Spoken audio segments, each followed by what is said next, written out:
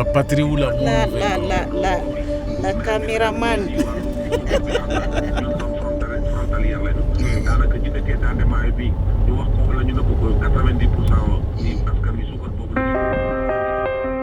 Pour moi, une radio communautaire, c'est d'abord une radio qui est un besoin en fait pour la communauté, pour aussi être régulièrement informé de ce qui se passe non seulement chez nous, et aussi au niveau sous-régional et même au niveau international. C'est un outil irremplaçable dans ces zones-là.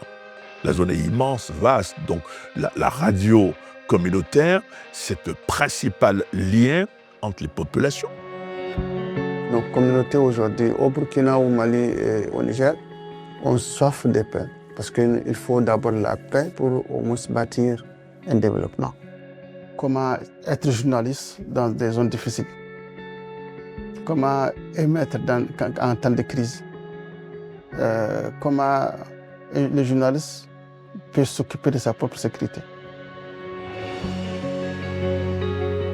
Une fillette du nom d'Asia, âgée d'au moins 3 ans, a été retrouvée au secteur 1 de Weyugia et conduite à la radio La Voix du Paysan. Voici, je dirais, des actions merveilleuses des radios communautaires. Seules les radios de proximité peuvent donner ces services-là à la population, pas d'autres.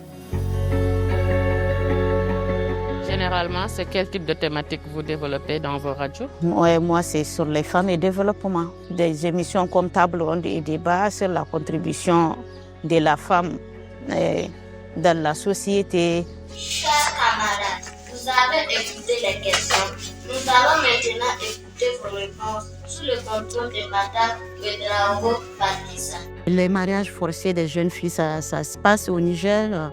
C'est fréquent, c'est beaucoup fréquent. Il y a des témoignages, il y a des gens qui témoignent que c'est réel. On peut trouver même la femme victime qui s'exprime.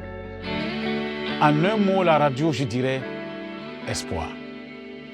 Quand on a perdu l'espoir, on a tout perdu. Sans la radio, le développement local est nul. Sans la radio, il n'y a plus d'informations. Sans la radio, il n'y a plus d'éducation. Sans la radio, c'est comme si on est mort, quoi. La force d'une radio communautaire, c'est les communautés. Et nous, on l'a.